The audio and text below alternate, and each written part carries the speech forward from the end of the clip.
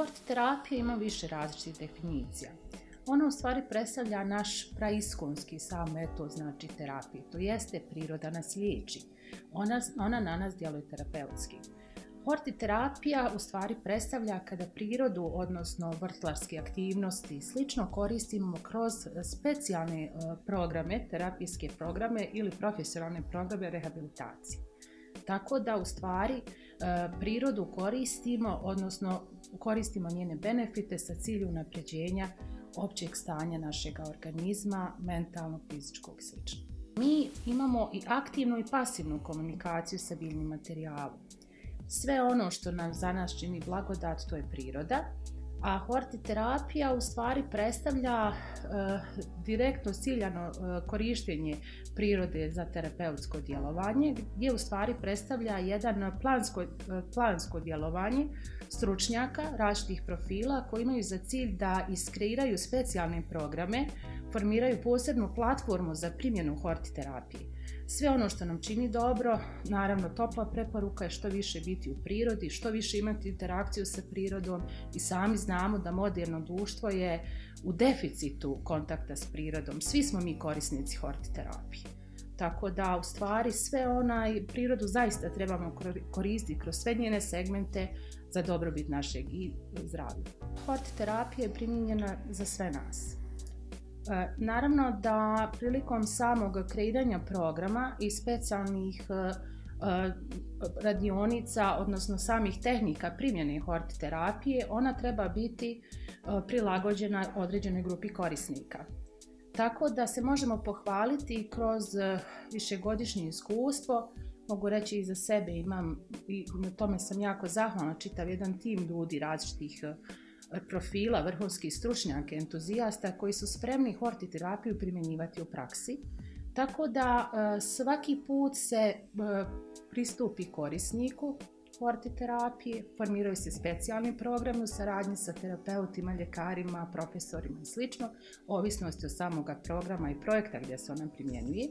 Tako da do sada smo imali jako dobre povratne informacije naših korisnika hortiterapeutskog djelovanja, tako da i ona se, što nam daje dodatni vjetar u leđe, dodatnu motivaciju da i dalje te programe primjenjujemo. Samu hortiterapiju kroz Udruženje pozitivne vrijednosti 2018. godine smo bili pioniri u samom i ovim putem se zahvaljujem Udruženju pozitivne vrijednosti koji je prvi prepoznao potencijal i značaj same hortiterapije i dao nam je ogromnu podršku. U vrtiću Mladost u Kaknju u saradnji s UNDP-om i općinom Kakanj implementiran je projekat hortiterapije za najmlađe. Urađeno je 10 radionica i bili smo prvi projektanti senzorno-stimulativne zelene površine. Ta površina izlazila iz koncepta klasičnog projektovanja zelene površine, jer imala je za cilj da stimuliše ljudska čula, odnosno da djecu inicira više na igru, na stimulaciju, na pozitivnu interakciju sa biljnim materijalom i da se kreira posebna zelena površina, odnosno platforma, gdje odgajiteljice mogu i dalje da primjenjuju program hortiterapije. Važno je napomenuti da je tu i kreiran prvi mobilijar za djecu, iz razloga što neka djeca, naravno sa poteškoćama i mogućnosti da primjeni sam program hortiterapije, kroz poseban mobilijar, znači omogućen je sam pristup hortiterapeutskim radionicama. Zatim, važno je napomenuti da djeca sa velikom euforijom su pristupila samim radionicama. Mi se volimo našaliti, često se traže lopatica viška. Oni su zaista sa velikim entuzijazmom pristupili, igrali se. Naravno, tu su integrisani bili i vršnjaci s poteškoćama u razvoju.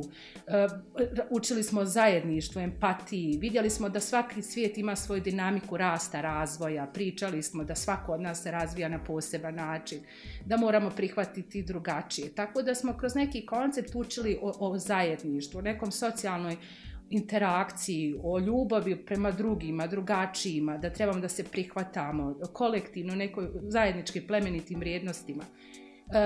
Drago mi je da i danas dobivam povratne informacije od samoga vrtića da odgajiteljice primjenjuju hortiterapiju, da ona segmentarno se i dalje koristi kroz redovne programe samih u vrtiću, što nam je i to naravno dodatna motivacija da tu priču proširimo u Bosni i Hercegovini, jer je zaista ona pokazala svoju vrijednost i želimo je naravno i unaprijediti sa čitavim timom i voljeli bi zaista, naša bi bila misija i želja da se ona dalje implementira ne samo u tom vrtiću kao pionirskom projektu, nego da ona stvar dobija svoju primjenu u praksi inače.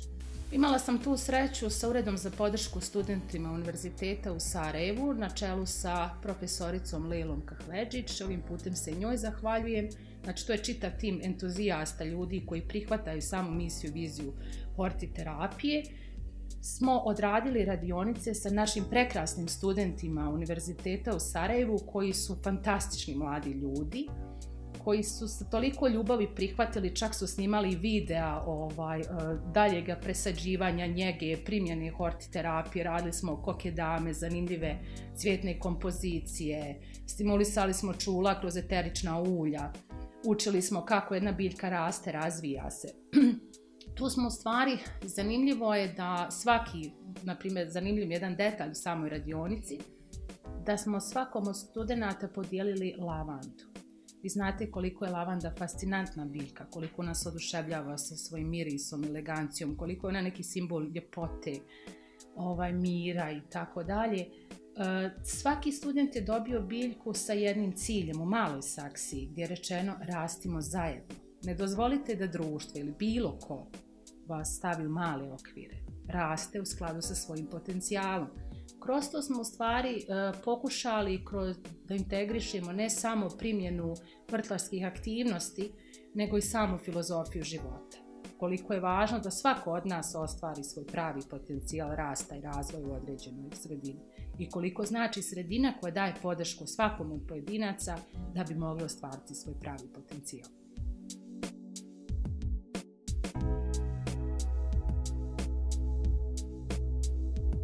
Pa sama inicijalna faza primjene hortiterapije je bila kroz sam segment naučno-istraživačkog dijela, gdje se izvršilo anketiranje ljekara i šire javnosti, što nam je pokazalo da su ljekari i terapeuti spremni hortiterapiju da prihvate nove ideje i koncepte samog terapeutskog djelovanja prirodi na čovjeka kroz naravno specijalne programe, tako što nam je to dalo dodatnu motivaciju da implementiramo i praktične projekte same primjene hortiterapije. Na moju veliku radost mogu reći da zajednica entuzijasta i ljudi koji su spremni da primjenjuju hortiterapiju raste, tako da našem timu na području Bosne i Hercegovine i Srbije su čitavi timovi nutricionista, komunikologa, sociologa, terapeuta, ortopeda, doktora porodične medicine, znači čitav jedan tim ljudi koji su kroz onaj svoj segment profesionalni spremni da implementiraju naprijede same programe primjene hortiterapije. Naravno, doktori su svjesni i oni zaista osvještavaju svoje pacijente i sami primjenjuju prirodu, ali u ovom slučaju bi kroz ciljano formirali posebnu platformu i posebno terapeutsko djelovanje, tako da su oni integrisani u tu priču, ne samo da izvrše preporuku, nego da se direktno integrišu kroz sam taj segment i oni bi imali jako lijepo poslovno okruženje primjeni, znači humane uslove rada. Pacijenti bi imali puno bolje okruženje, jer bi kroz taj segment senzorno-stimulativnog terapeutskog vrta dobili puno više u smislu samog potencijala liječenja i ljepšeg okruženja za rad. Tako da, a oni bi kao stručnjaci, mislim, konkretno ja sam doktorant iz oblasti hortikulture i biljne proizvodnje, neko ko može pomoći formirati platformu, iskreirati, izdizajnirati vrt i slično, pomoći kako se biljke razmnožavaju, rasti, razvoj, ali terapeuti i doktori su ti koji u stvari direktno znaju šta treba određenom pacijentu i oni direktno moraju biti integrisani u svu tu priču. U svijetu se već decenijski primjenjuje hortiterapija kroz različite terapeutske centre, bolnice, zatim za područja gdje osobe treće životne dobi imaju svoje određene programe rehabilitacije i oporavka. Primjenjiva isto tako i za liječenje ovisnosti, manija, depresije i slično.